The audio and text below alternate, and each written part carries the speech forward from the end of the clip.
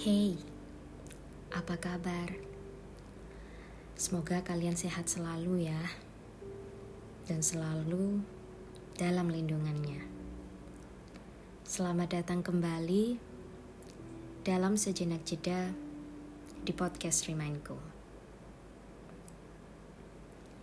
Sekali, dua kali, bahkan berkali-kali, kita pasti pernah merasakan yang namanya dipatahkan oleh sebuah harapan. Harapan yang pastinya berisikan keinginan-keinginan kita agar terwujud menjadi nyata. Kita juga tahu harapan itu bentuknya pasti beragam. Harapan yang pastinya bersifat baik, entah itu harapan terhadap diri sendiri, harapan untuk orang lain, termasuk harapan tentang kita. Ngomong-ngomong soal kita, istilah kita ini sangat sensitif bisa ku bilang. Karena tidak hanya menyangkut soal diri sendiri, tapi juga melibatkan orang lain. Adanya sesuatu yang mengikat di dalamnya, sehingga timbullah istilah kita. Entah dalam bentuk apapun ikatan itu, baik pertemanan, keluarga, maupun percintaan. Karena melibatkan orang lain, maka harapan yang muncul membuat kita juga menaruh harapan terhadap orang lain, yang seringkali membuat kita lupa mengendalikan diri atas harapan yang sudah kita ciptakan. Harapan yang sudah terlanjur jauh tercipta, yang sudah terlalu sulit untuk menerima fakta bahwa semua yang terjadi tidak harus berjalan sesuai yang diinginkan. Pada akhirnya, kitalah yang tersakiti, kitalah yang terluka oleh harapan-harapan yang kita buat sendiri. Percayalah, dari sekian kepahitan hidup, berharap kepada manusia adalah yang paling pahit. You have been there, right? Me too. Aku juga pernah berada dalam suatu fase di mana aku terlalu jauh menaruh harapan pada orang lain. Tapi setidaknya dengan harapan itu aku menjadi sosok yang selalu berusaha menjadi versi terbaik dari diri sendiri. Tanpa sadar, aku ingin membuat orang itu selalu melihat kelebihan-kelebihanku dan kebaikan yang aku lakukan untuknya. Aku ingin orang itu hanya fokus kepadaku. Aku ingin orang itu memperlakukan aku dengan cara yang sama. Aku ingin dia membalas kebaikan-kebaikanku.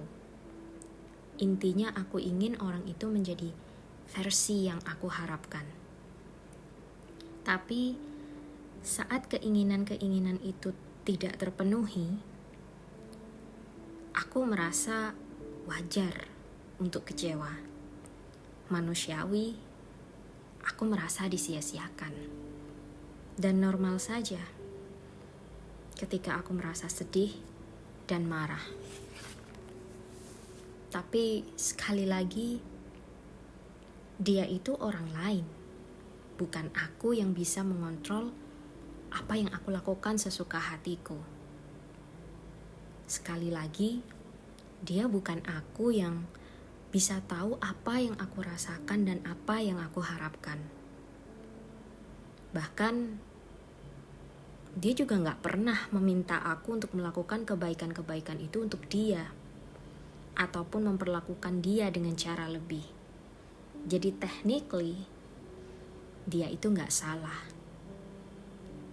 Tapi aku yang salah meletakkan harapan. Bukan dia yang gak pantas diperlakukan dengan baik, tapi aku yang gak sadar bahwa aku sudah memaksa orang lain hanya untuk membuatku bahagia. Padahal seperti halnya diri sendiri yang gak bisa membuat bahagia semua orang, lalu kenapa menjadi egois dengan memaksa orang lain melakukan yang kita suka? Aku juga pernah berada di fase yang susah banget untuk memaafkan, susah banget untuk menerima fakta. Tapi sikapku yang keras seperti itu justru berbalik menyiksa diriku sendiri. Ibarat udah jatuh, terus lukanya tuh gak sembuh-sembuh. Mengganggu banget setiap kali aku ingin melanjutkan aktivitas.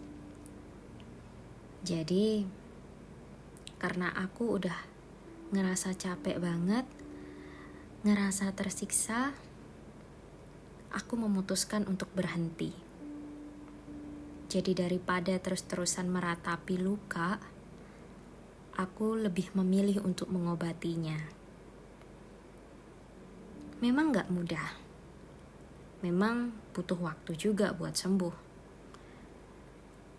Tapi ketika aku mengikuti alurnya, tanpa mendesaknya, perlahan luka itu pun mulai kering dan tak terasa sakit lagi. Aku pun berpikir hal itu juga bisa berlaku untuk kasus luka karena berharap pada manusia. Ada tahapan, ada proses yang aku lewati hingga aku bisa sampai di ujung perjalanan. Di ujung perjalanan itu aku merasakan tak lagi kecewa, tak lagi pedih, dan tak lagi marah ketika aku harus mengingat tentang luka di masa lalu. Aku sadar di saat itu aku telah sampai di puncak atas apa yang aku rasakan. Dan puncak itu aku sebut ikhlas. Dengan ikhlas, beban di pundakku terasa menjadi lebih ringan. Dengan ikhlas, sesak di dada terasa menjadi lebih lega. Dengan ikhlas, aku berhenti menyakiti diri sendiri.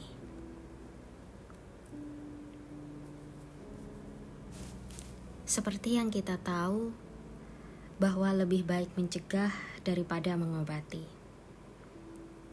Bila menerima kenyataan adalah obat dari luka, maka ikhlas adalah pencegahnya. Ada beberapa hal yang selalu aku tanamkan di dalam diriku agar ikhlas selalu menemani hati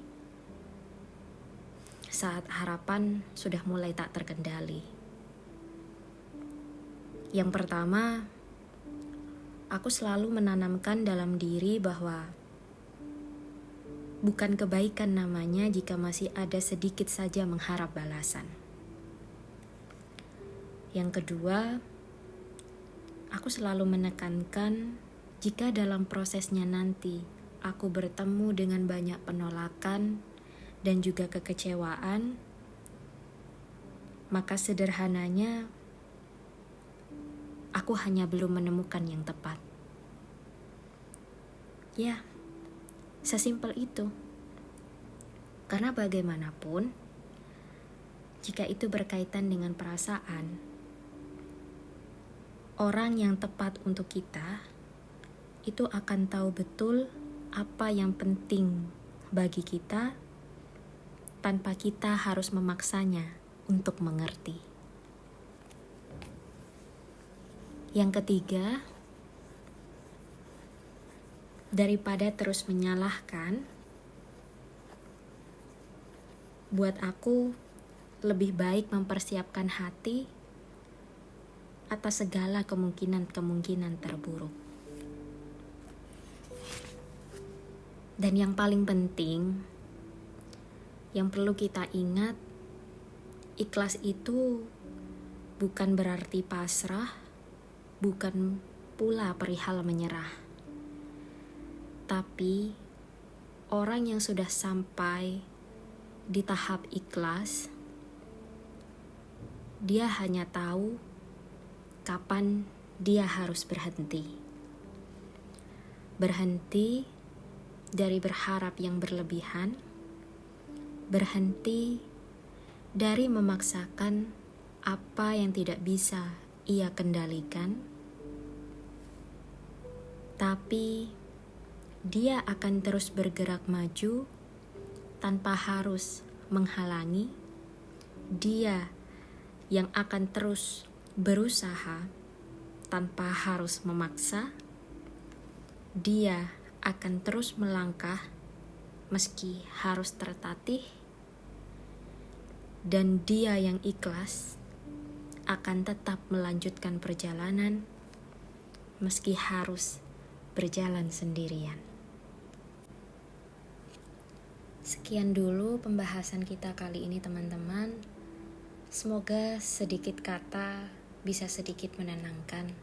Semoga sedikit berbagi ini bisa sedikit meringankan. Selamat beristirahat. Semoga keadaan besok membaik. Sampai jumpa di episode Sejenak Jeda selanjutnya.